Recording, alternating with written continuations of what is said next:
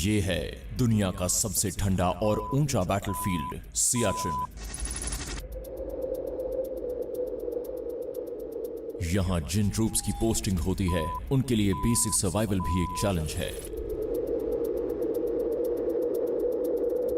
हवा 160 kilometre per hour, temperature -50 degree Celsius. Main supply root आसमान के जरिए ही है। हेलीकॉप्टर्स 21,000 फीट की ऊंचाई पर उड़ान भरते हैं। इंडियन एयरफोर्स जबरदस्त रिस्क उठाकर इन ट्रूप्स को जिंदा रखता है। दुनिया की इस छत पर जिंदगी और मौत का खेल चलता रहता है।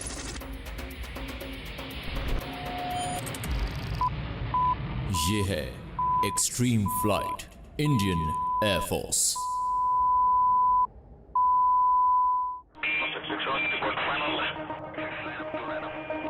इंडियन एयरफोर्स दुनिया की बेहतरीन एयरफोर्सेस में से एक।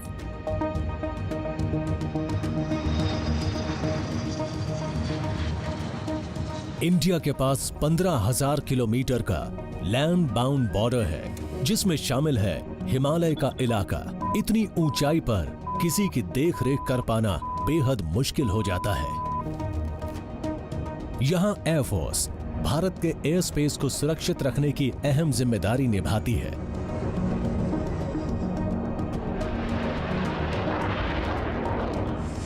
और साथ ही साथ दूर दराज के इलाकों में तैनात ग्राउंड फोर्सेस तक सामान पहुंचाने की और उन्हें सही सलामत रखने की भी। लेकिन खतरनाक ऊंचाइयों पर मुश्किलें बढ़ जाती हैं।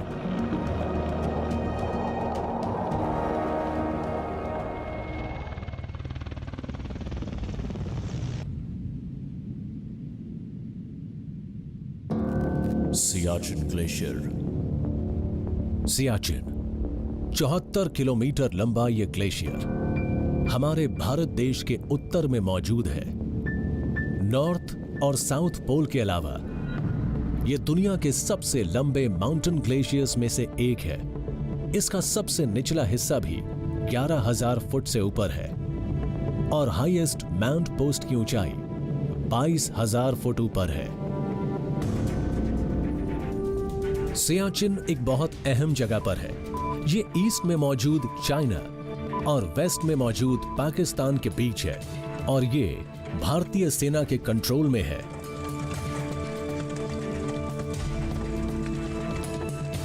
यहां भारतीय सैनिक सियाचिन और आसपास की चोटियों पर 100 से ज्यादा पोजीशंस पर अपना कंट्रोल बनाए हैं।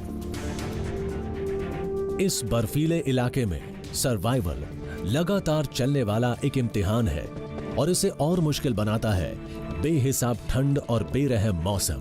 बेहद ठंडी हवाओं की वजह से सर्दियों में टेम्परेचर -50 डिग्री तक पहुंच जाता है।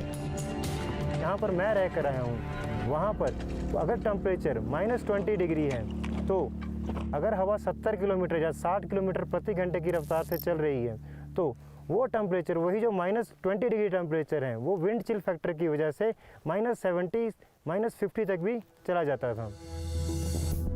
ऊंचाई पर जिंदगी जीना ह्यूमन बॉडी और स्पिरिट दोनों के लिए बेहद मुश्किल है। सियाचिन में सैनिकों के सामने जबरदस्त डिप्रेशन, भूख की कमी, स्लीप डिसऑर्डर्स, यहां तक कि मेमोरी लॉस के रिस्क होते हैं।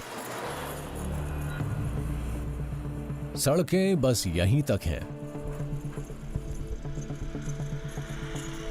ग्लेशियर पर मौजूद कई गैरिसन्स के लिए इकलौती लाइफलाइन फ्लाइट होती है। इंडियन एयरफोर्स का एक कॉम्प्लेक्स एयरबोर्न लॉजिस्टिकल सिस्टम लगातार जरूरत की हर चीज को यहां पहुंचाता है।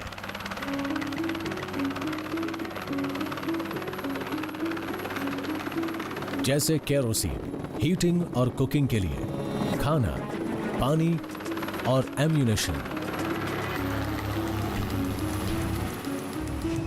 सियाचिन सप्लाई लाइन के पहले लेग को संभालते हैं फिक्स्ड विंग एयरक्राफ्ट।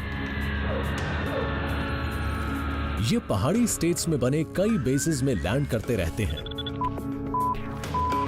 इसके बाद हेलीकॉप्टर क्रूज को ग्लेशियर तक सामान पहुंचाना होता है।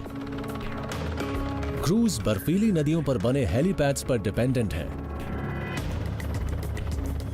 सियाचिन में एयर मेंटेनेंस एक जबरदस्त लॉजिस्टिकल चैलेंज होता है और इसके लिए जरूरत पड़ती है एयरक्राफ्ट और सैनिकों की, जो कि इस जानलेवा इलाके में हजारों किलोमीटर पे एक्टिव रहते हैं।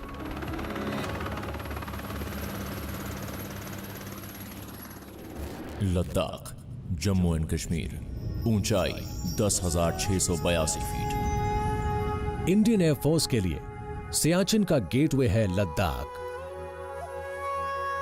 ये इलाका ऊंचाई वाला एक ठंडा रेगिस्तान है, बेरहम, खूबसूरत और ज्यादातर बुद्धिस्ट पॉपुलेशन वाला है। एक इंपॉर्टेंट माउंटेन बेस यहां लेह में मौजूद है, एक वैली में जो कराकोरम और लद्दाख रेंजेस से घिरी हुई है।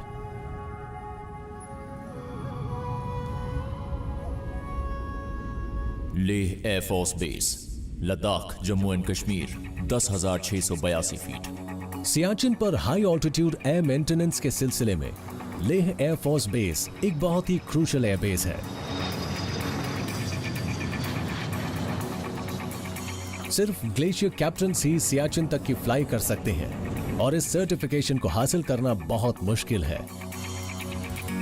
स्क्वाड्रन लीडर खुशबू गुप्ता एक ऐसी पायलट है जिन्हें इस बहुत ही खास स्टेज से नवाजा गया है। हाई ऑल्टीट्यूड्स पर फ्लाई करना बहुत चैलेंजिंग है।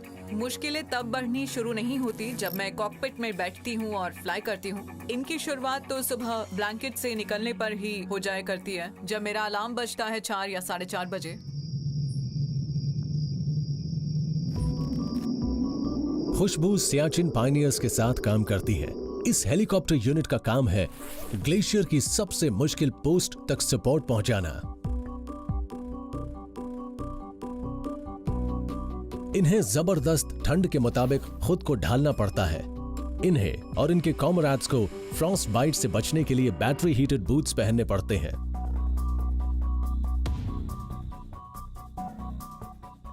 बेहिसाब ठंड के अलावा यहां एक और रिस्क होता है, जो होता है सन बर्न का।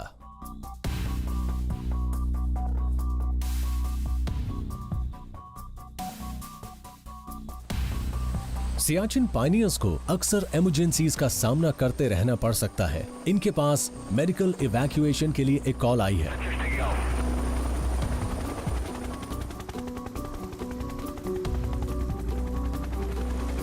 हालांकि ये कहना गलत नहीं होगा कि सियाचिन पायनियर्स की हर फ्लाइट रिस्की होती है।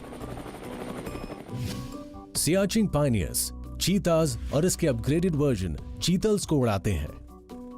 2 टन वजन वाली इन मशीन्स के सिंगल इंजन्स इन्हें 23,000 फुट की ऊंचाई तक ले जाते हैं।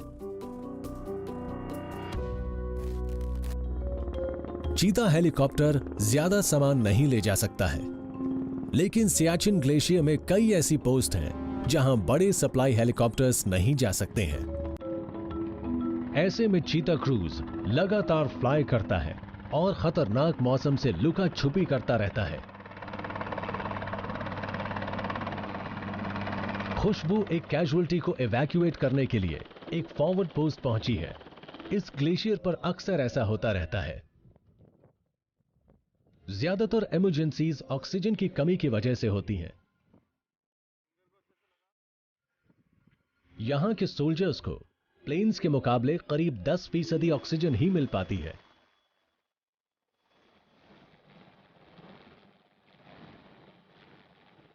ऊंचाई वाली जगहों में रोजमर्रा की वॉकिंग, कुकिंग या खाना खाने जैसी मामूली एक्टिविटीज भी जबरदस्त फिजिकल चैलेंजेस लेकर आती हैं। हाइपोक्सिया भी एक बड़ा रिस्क है। इस कंडीशन में बॉडी टिश्यूज तक ऑक्सीजन नहीं पहुंच पाती। एक्सट्रीम ऑल्टीट्यूड पर हाई ऑल्टीट्यूड पल्मोनरी या सेरेब्रल एडीमा भी हो सकता है। इनमें फेफड़ों या दिमाग में फ्लूइड बन जाता है और ये जानलेवा भी हो सकता है। खुशबू एक सोल्जर को ग्लेशियर पर मौजूद उसकी पोस्ट से सियाचिन बेस कैंप के सबसे करीबी मेडिकल फैसिलिटी तक ले जाने में कामयाब रही। एक army doctor captain Nitesh Yadav patient को देखने आ पहुंचे हैं। स्ट्रेचर या स्नो स्कूटर पर लाए गए किसी इमोबिलाइज्ड पेशेंट को करीबी मेडिकल फैसिलिटी तक ले जाना मुश्किल होता है, तो ऐसे में हेलीकॉप्टर्स का रोल बहुत इंपॉर्टेंट होता है। सांस लेने में तकलीफ कब से हो रही थी आपको? 1 वीक से। अच्छा, घर पर बात हुई थी? जी। मंथली बेसिस की बात करें तो हर महीने यहाँ पर 15 से 17 केसेस लाए जाते हैं इमरजेंसी मेडिकल इवैक्यूएशन के सभी पोस्ट से। इधर लेह में flight lieutenant Anirudh Grover squadron leader Gupta के अंडर ट्रेनिंग ले रहे हैं। कल की सॉटी के लिए तैयारी कर रहे हो ग्रोवर? Yes ma'am. तो बताओ इस हेलीपैड से टेक ऑफ करने पर क्या खास होता है? ग्रोवर हेलीकॉप्टर्स में 800 घंटे से ज्यादा की उड़ान भर चुके हैं, लेकिन सियाचिन की फ्लाइट के लिए इनका एक ग्लेशियर कैप्टन होना जरूरी है। मैं लेज पर नजर रखूंगा जो यहाँ कहीं होगी और उसे क्रॉस करके मैं टेक ऑफ करूंगा। Glacier qualification badge Indian air force के हेलीकॉप्टर फ्लीट का बहुत ही खास बैज है। इसे हेलीकॉप्टर पायलट्स का गढ़ भी कहा जा सकता है। ये हेलीपैड है, आप पिकअप लेते हैं, फिर आईजी होवर से ओजी होवर पर जाते हैं, हाइट देखते हैं, फिर आपको अपने को पायलट से ग्राउंड रेफरेंस को लेने के लिए कहना होगा, फिर टेल क्लियरेंस पूछिए और इस तरह से राइट की तरफ मुड़ते हुए टेक ऑफ कर जाइए। ग्लेशियर के ऊपर फ्लाई करना बहुत ही चैलेंजिंग होता है। इसके कई कारण होते हैं, जैसे टेम्परेचर, एटमॉस्फेयर का रेयर होना या एयरक्राफ्ट का ठीक तरह से रिस्पॉन्ड न करना और हमारी खुद की ह्यूमन कैपेबिलिटीज ऐसी ऊंचाइयों पर। इसलिए ये बहुत जरूरी होता है कि आप एक स्पेशली स्क्रूटनाइज्ड सिलेबस से गुजरें। इसमें किसी पायलट को ग्लेशियर क्वालिफाइड कैप्टन बनने में करीब 8 से 10 महीने लगते हैं। वाइटल एक्शंस पूरे करने के बाद हम डेल्टा के जरिए टैक्सी करेंगे और हेलीपैड 1 पर लाइन अप होगा। उसके बाद हम एक नॉर्मल टेक ऑफ करेंगे। हालांकि थ्योरी भी इंपॉर्टेंट है, लेकिन हैंड्स ऑन एक्सपीरियंस का कोई सब्स्टिट्यूट नहीं होता है।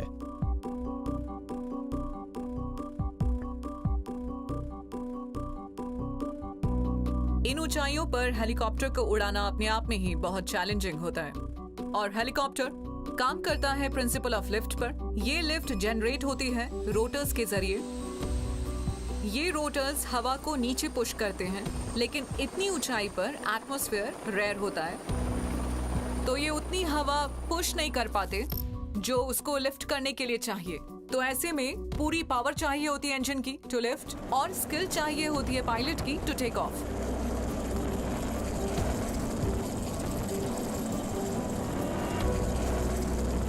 ग्लेशियर फ्लाइंग से जुड़े कई फेजेस हैं जिन्हें सीखना बहुत ही जरूरी है। इनमें से सबसे ज्यादा मुश्किल होता है एयरक्राफ्ट को लैंड करना।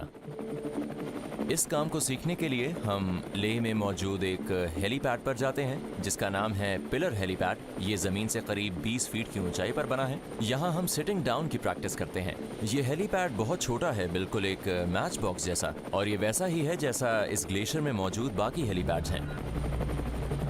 लेह एयरफोर्स बेस पर हुई ट्रेनिंग ने फ्लाइट लेफ्टिनेंट ग्रोवर को असली फाइट के लिए तैयार कर दिया। वो स्क्वाड्रन लीडर खुशबू गुप्ता के को पायलट के तौर पर सियाचिन बेस कैंप की फ्लाइट के लिए तैयार है और सियाचिन ग्लेशियर की अपनी पहली फ्लाइट की कमांड को लेकर बहुत एक्साइटेड भी। हर हफ्ते ऐसी बहुत सी फ्लाइट हिंडन से रवाना होती हैं और ऐसा ही एक विमान है C-17 ग्लोबमास्टर 3। ये जायगेंटिक प्लेन कितना ताकतवर है इसका पता हमारे क्रू को इसके करीब से गुजरने से लग गया।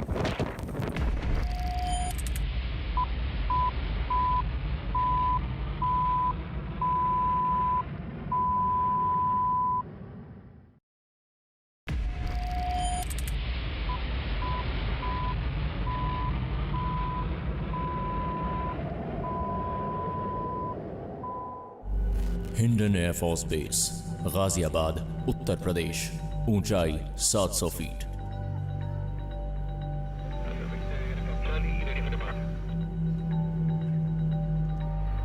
उत्तर प्रदेश में मौजूद हिंडन एयरबेस से एक जायगेंटिक एयरप्लेन टेक ऑफ कर रहा है। इसमें 77 टन मटेरियल और सप्लाईज हैं। इसकी मंजिल है लेह, लद्दाख। सियाचिन ग्लेशियर की हिफाजत करने वाले इंडियन सोल्जर्स के लिए ये एक लाइफलाइन है और हर हफ्ते ऐसी बहुत सी फ्लाइट्स यहां से रवाना होती हैं। यानी कि ये C-17 ग्लोबमास्टर 3। और ये जाइगैंटिक प्लेन कितना दमदार है, इसका पता इसके करीब से गुजरने के बाद लग गया। बोइंग C-17 इंडियन एयरफोर्स का सबसे वर्सेटाइल कार्गो एयरक्राफ्ट है। इसका वजन 128 टन है और इसकी टेल टी शेप वाली है। इसमें 4 जेट इंजन है और ये 77 टन लोड ले जा सकता है। इसलिए ये ग्लोब मास्टर 100 से ज्यादा सोल्जर्स, सप्लाईज और यहां तक कि आर्मर्ड व्हीकल्स को भी कैरी कर सकता है। C-17 के pilot wing commander Rahul Singh high altitude air maintenance की जरूरतों को अच्छी तरह से जानते हैं। C-17 आज इंडियन एयरफोर्स में मौजूद सबसे केपेबल मिलिट्री कार्गो प्लेन है। ये बहुत केपेबल प्लेन है। इसमें फ्लाई बाय वायर वाली लेटेस्ट टेक्नोलॉजी इस्तेमाल हुई है। ये करीब 75 टन वजन ले जा सकता है, जो कि एक बहुत ही बड़ी फिगर है, यानी करीब 75,000 किलो। ये किसी टैंक को, साथ में दूसरे हैवी व्हीकल्स को या फिर बहुत जरूरी चीजों को भी लाद कर ले जा सकता है। जब प्रेशर ज्यादा हो तब ये बड़ा सा प्लेन कामयाबी और नाकामी के बीच का फर्क तय करता है। मैं एक मिसाल के जरिए आपको समझाता हूँ। मान लीजिए 45 टन लोड दिल्ली से लेह तक पहुंचाना है, तो बाय रोड इसके लिए करीब 25 ट्रक्स चाहिए होंगे। बहुत सी मैन पावर और करीब 1 हफ्ते का टाइम चाहिए होगा। और यही काम अगर C-17 के जरिए करें तो 45 मिनट में सामान लोड हो जाएगा और सिर्फ 50 मिनट में यह सामान लेह तक बहुत आराम से पहुंच जाएगा। ये है एरियल पोर्ट, एक बड़ा सा वेयर हाउस। यहाँ क्वार्टर मास्टर्स हर तरह का सामान रखते हैं। ऑल टेरेन्स व्हीकल जैसे कि ये जिप्सी से लेकर हर तरह के बैरल्स तक। सामान कुछ ही मिनटों में प्लेन तक पहुंच जाता है।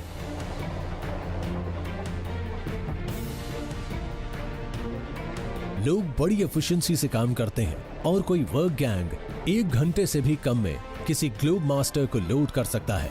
C-17 को लोड करना एक बात है, लेकिन इस जाइगैंटिक प्लेन को लेह तक ले जाना दूसरी बात है। हाई ऑल्टीट्यूड फ्लाइंग टेक्निक्स सीखने के लिए पायलट्स शुरू करते हैं सिम्युलेटर से।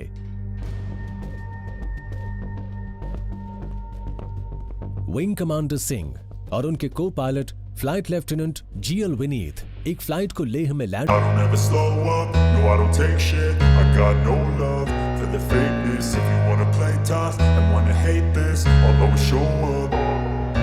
I don't ever slow up, no I don't take shit. I got no love for the fakeness. If you wanna play tough and wanna hate this, I'll always show up and make a statement. I don't ever slow up, no I don't take shit. I got no love for the fakeness. If you wanna play tough and wanna hate this, I'll always show up and make a statement. Everything I do so instinctive and so passionate. Every word I move so descriptive like an adjective. I got a vendetta against people who patented being negative when you should be getting after it. I got facts over tracks, this and that. Spitting slow, spitting fast. I could roast, I could gas. Think I'm okay at last, but I don't know if that can erase all the past. And the pettiness, a reflection of the emptiness. Hilarious, you think you're worth my time, you're delirious. Mysterious, because you hide behind a fake exterior. Inferior, you know I'll always be a bit superior. Get off of me, this ain't no humble brag. I want you to hear words, you can say them back. I want you to feel free from the chains at last, and to believe in what you got, it was built to last, yeah. Now that I've been put through hell, I never got anyone's help. I had to do it all myself.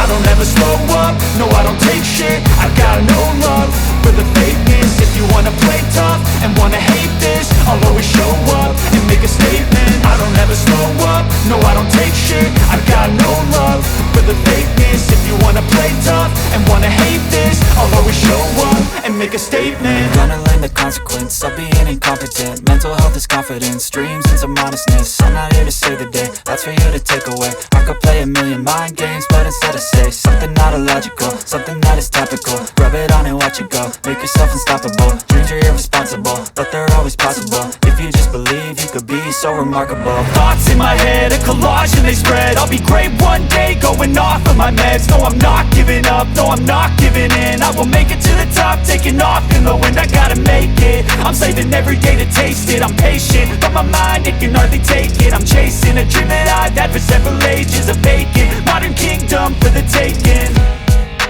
Now that I've been put through hell, I never got anyone's help. I had to do it all myself.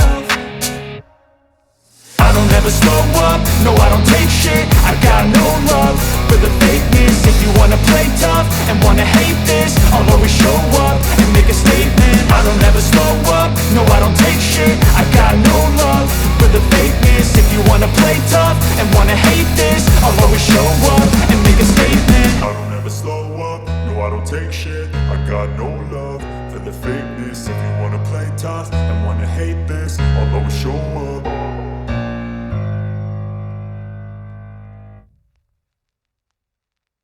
है कि कल आसमान साफ हो जाए। अरुणाचल प्रदेश के zero में बारिश की वजह से एयरफोर्स का पावरफुल MI-17 उड़ान नहीं भर पा रहा है। नॉर्थ ईस्ट में मौसम प्री मॉनसून और मॉनसून सीजन में बहुत ही डायनामिक होता है। आपने देखा होगा कि हम पिछले 4 दिन से सिर्फ इंतजार कर रहे हैं। बारिश भी हो रही थी और बादल भी नीचे थे, पर आज 5वें दिन मौसम थोड़ा खुला है, बादल ऊंचाई पर है और हवा काफी तेज चल रही है। स्क्वाड्रन लीडर बुधवार ने मौसम में सुधार का फायदा उठाने की कोशिश की है ताकि इंतजार कर रहे आम लोगों तक सामान पहुंचाया जा सके।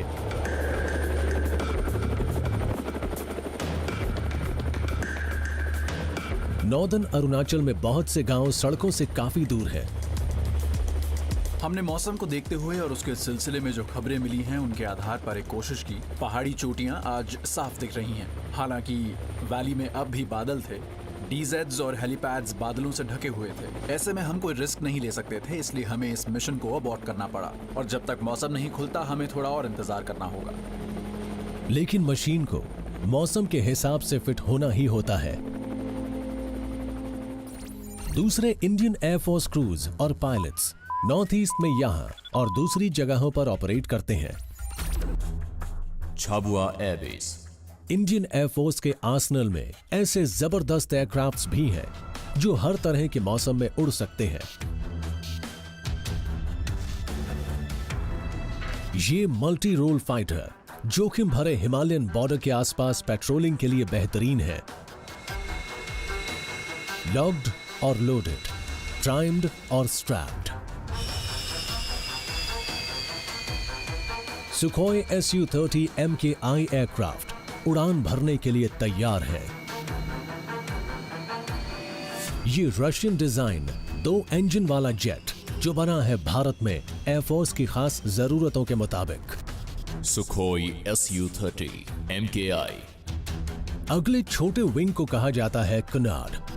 कनार्ड थ्रस्ट वेक्टरिंग इंजन के साथ इंटरैक्ट करके Su-30 को सुपर मैन्यूवरेबल बना देता है और सुखोई कई एयर टू एयर मिसाइल्स को कैरी और लॉन्च भी कर सकता है।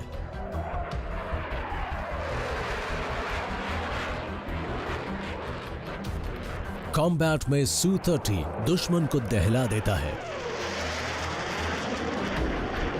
इसके रेडार सिस्टम्स सैकड़ों किलोमीटर दूर से ही अपनी तरफ आते किसी एयरक्राफ्ट का पता लगा सकते हैं।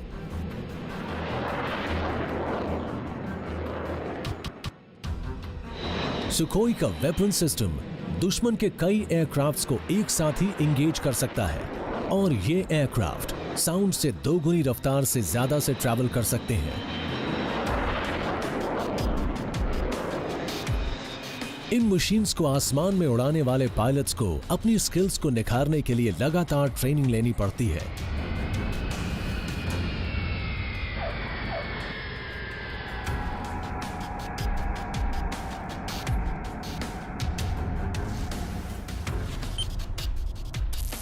फ्लाइट लेफ्टिनेंट नीलेश शेंडोकर जब आसमान में नहीं उड़ रहे होते तो ये जमीन पर अपनी रॉयल एनफील्ड की उड़ान भरते हैं।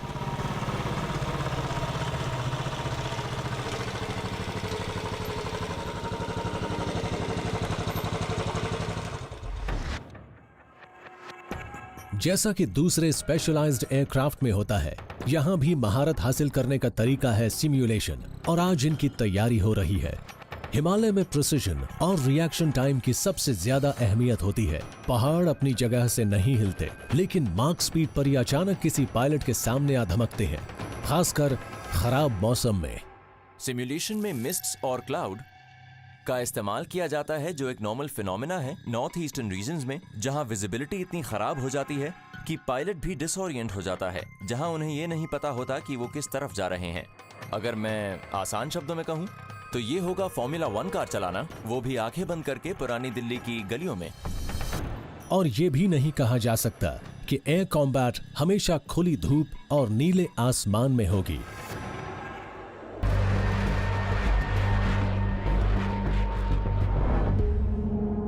इसी बीच जीरो में खराब मौसम के कारण हेलीकॉप्टर क्रूज उड़ान नहीं भर पा रहे हैं। तभी अचानक मौसम में सुधार होता है। स्क्वाड्रन लीडर रोमित बुधवार और कोहॉर्ट एक्टिव हो गए हैं, इस उम्मीद के साथ कि इस बार आसमान फ्लाइट के लायक साफ बना रहेगा, ताकि दूर दराज इलाके में मौजूद जरूरतमंद गांव वालों तक सामान पहुंचाया जा सके। ड्रॉप जोन के साइज बहुत ही छोटे और लिमिटेड होते हैं। ड्रॉप जोन अरुणाचल प्रदेश का एक दूर दराज हिस्सा है। आम लोग एक सुरक्षित दूरी पर हेलीकॉप्टर का इंतजार करते हैं।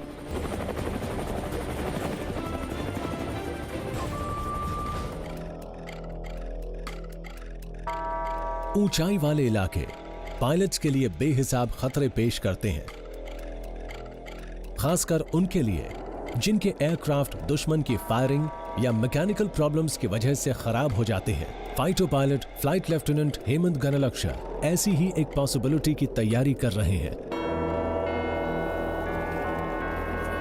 हेमंत एयरफोर्स के jungle and snow survival school द्वारा चलाए जा रहे एक कोर्स में हिस्सा ले रहे हैं। इस कोर्स को हिमालय के ईस्टर्न पीर पंजाल रेंज में चलाया जा रहा है।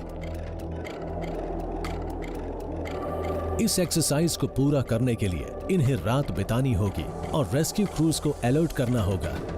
जब आप इतनी गहरी बर्फ में पहुंच जाते हैं जिसकी गहराई 3 फीट तक होती है, तो ऐसे में चढ़ाई करना बहुत मुश्किल होता है और तब बर्फ आपके जूतों के अंदर घुस सकती है और जब आपके पैर गीले हो जाते हैं तो आपको चिलब्लेन्स के चांसेस, फ्रॉस्ट बाइट का डर बढ़ जाता है।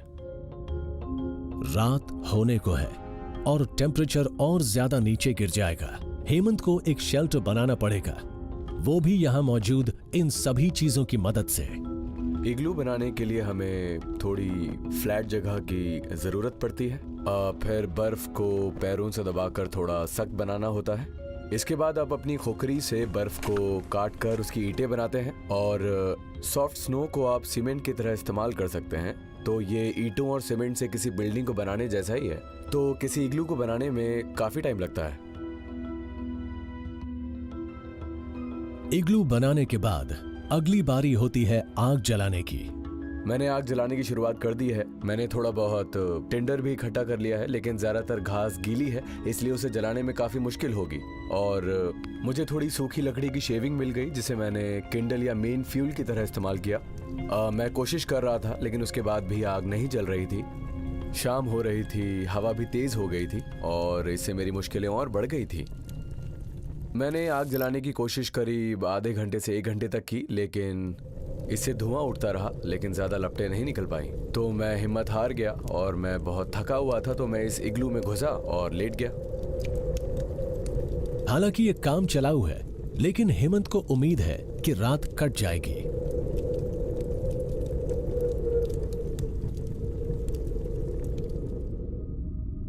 सुबह का वक्त है। हिमालय की एक चोटी के ऊपर टेम्परेचर 0 से भी नीचे है। इस काम चलाऊ इग्लू के अंदर इंडियन एयरफोर्स के पायलट हेमंत बाहर निकल रहे हैं।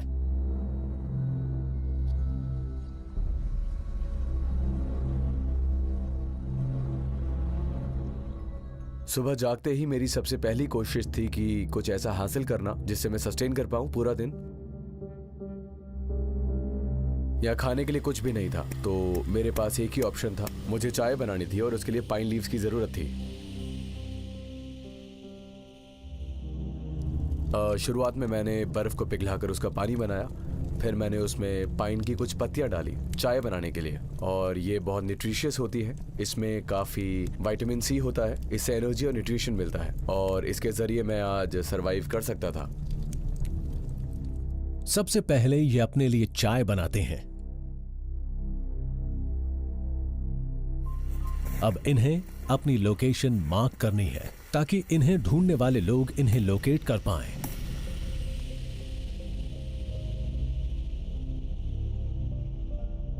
पाइन की टहनियां सफेद बर्फ पर बिल्कुल साफ नजर आती हैं। हेमंत बर्फ पर अपना पैटर्न सिग्नल बना देते हैं।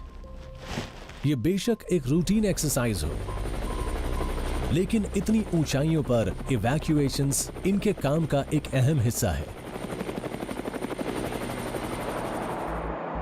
लेह एयरफोर्स बेस, ऊंचाई 10,682 फीट। एक सिविलियन कैजुअलिटी है, लो ब्लड प्रेशर। ऑफिस में ये हमारा एक आम दिन था और दोपहर करीब 3:30 बजे हम लोग अपना काम खत्म कर रहे थे। सर, एक मेडिकल इमरजेंसी है। सर, एक सिविलियन कैजुअलिटी है, उसे लो ब्लड प्रेशर है। ओके, उसकी लोकेशन कुर्गियाक के पास है। सूरज डूबने में अभी करीब 3 घंटे बाकी हैं। मौसम भी ठीक ठाक सही है, आप कोशिश कर सकते हैं। तो चलिए प्लान बनाते हैं। सूरज छिपने में करीब 2.5 घंटे का वक्त था और मौसम भी बस मार्जिनल था, लेकिन उस इंसान की जिंदगी बचाने के लिए हमें बहुत जल्द डिसीजन लेना था टेक ऑफ करने के लिए।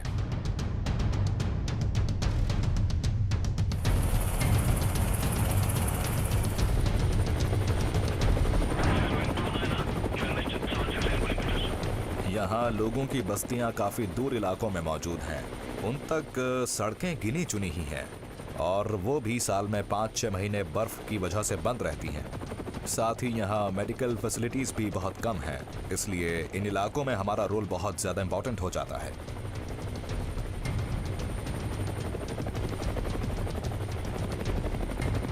यहां हेलीपैड मौजूद नहीं है, इसलिए विंग कमांडर खान ने एक किसान के खेत में लैंड करने का फैसला लिया। साथ आए क्रूज भी पास ही मौजूद हैं, उनकी मदद के लिए तैयार है।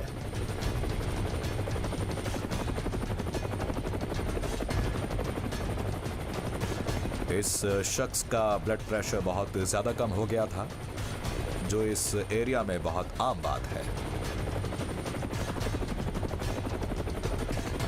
हमने इस शख्स को हेलीकॉप्टर में बिठाया और फौरन चल पड़े। हालांकि रोशनी कम हो रही थी, लेकिन खुशकिस्मती से मौसम ठीक था और मैंने मैसेज भेज दिया था ताकि लैंडिंग के वक्त तक एम्बुलेंस पहुंच जाए। एम्बुलेंस वहां मौजूद थी, इसीलिए इस शख्स को मेडिकल एड दी जा सकी और इसकी जान बचाई जा सकी।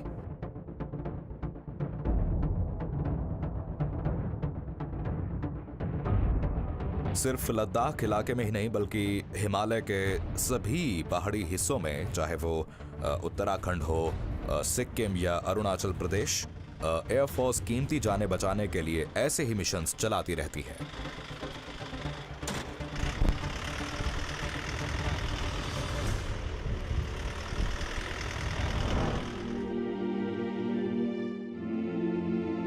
ऊंचाई वाले इलाकों में खुशी जैसे बहुत जल्दी अलविदा कहने लगती है। बेहिसाब ठंड, थिन एयर और मुश्किल हालात एक साथ मिलकर मिलिट्री पर्सनल से उनकी ताकत और सेंस ऑफ पर्पस छीनने लगते हैं। Leh air force base. लेह में फोकस्ड और स्ट्रांग बने रहने की स्ट्रगल हमेशा जारी रहती है।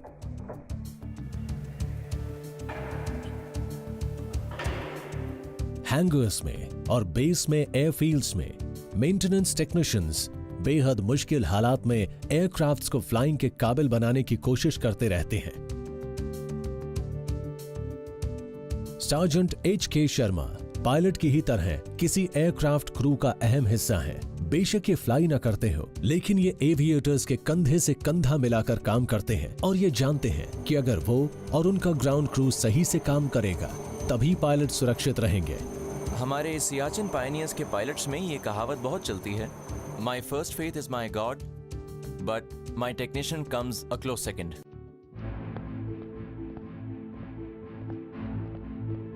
मौसम काम के हर पहलू पर असर डालता है।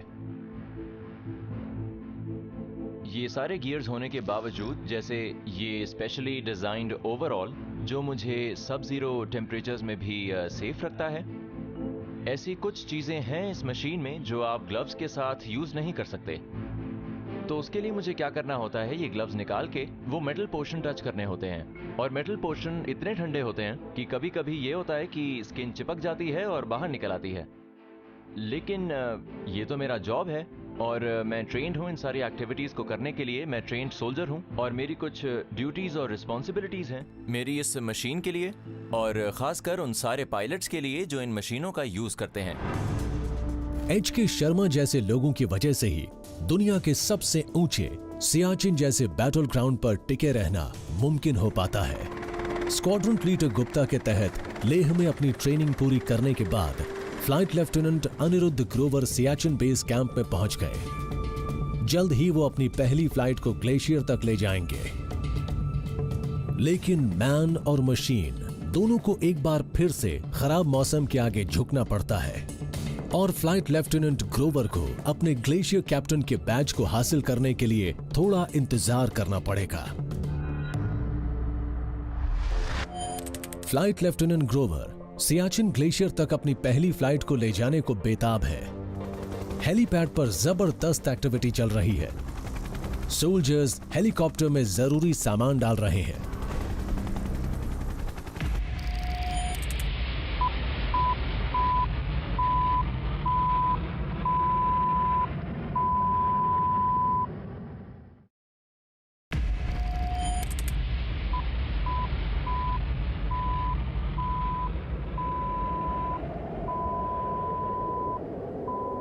Siachen base camp, Ladakh. सियाचिन पर मौजूद आर्मी बेस कैंप की ऊंचाई 11,000 फुट से भी ज्यादा है और यह दुनिया के सबसे ऊंचे बैटलफील्ड का हब है। इस बेस से ही इंडियन एयरफोर्स के सारे जरूरी सामान को सियाचिन ग्लेशियर पर तैनात ग्राउंड ट्रूप्स तक पहुंचाया जाता है।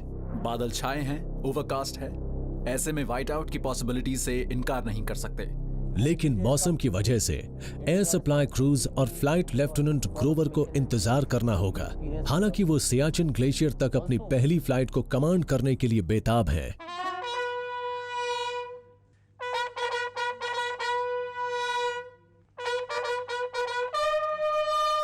हमेशा बदलता मौसम एक बार फिर बदला और ये बेहतर हो गया। हेलीपैड पर काफी गहमा गहमी है क्योंकि सोल्जर्स हेलीकॉप्टर में सारे जरूरी सामान को लाद रहे हैं। इस सामान में मौजूद है हीटिंग फ्यूल से लेकर डिहाइड्रेटेड मील्स तक।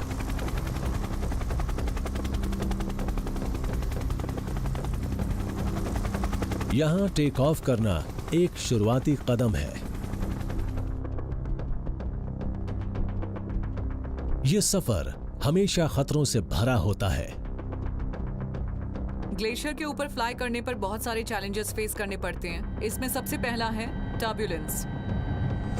दूसरी बड़ी प्रॉब्लम होती है वाइट आउट। हम सब जानते हैं कि ग्लेशियर पूरी तरह से वाइट होता है, इसलिए बहुत केयरफुल रहना होता है क्योंकि इससे डिसोरिएंटेशन हो जाता है। पता नहीं चलता कि होराइजन कहाँ खत्म हो रहा है और टेरेन जो कि वाइट होता है वो आसमान से कहाँ मिल रहा है, specially on a cloudy day.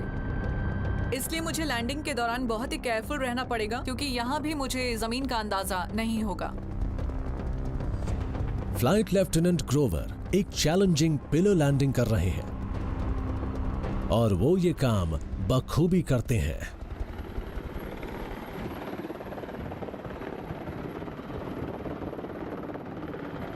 You know, it was amazing. मैंने आज जिस तरह की लैंडिंग की है उससे ले की ट्रेनिंग सक्सेसफुल रही क्योंकि मैं बिल्कुल सही जगह पे था, बिल्कुल वहीं पर जहां मैंने लैंड करना था। I mean, I'm the happiest person today.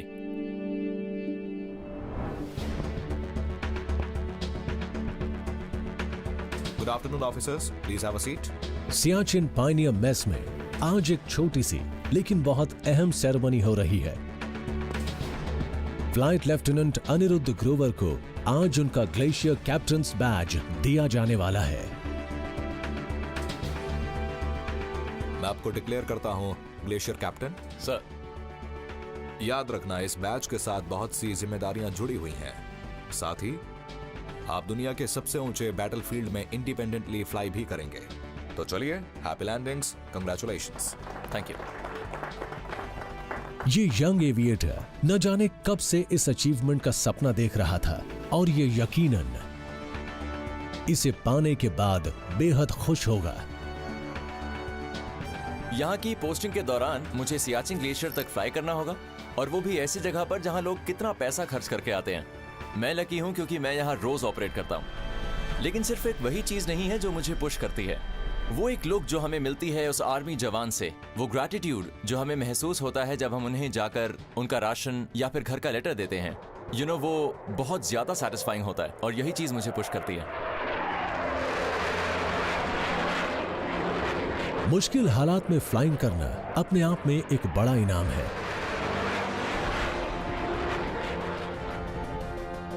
Nature से जुड़े मुश्किल हालातों पर जीत हासिल करके बहुत खुशी होती है, लेकिन अपनी जान दांव पर लगाने वाले इन सोल्जर्स के लिए जो सबसे बड़ा इमोशन है वो है सैटिस्फैक्शन।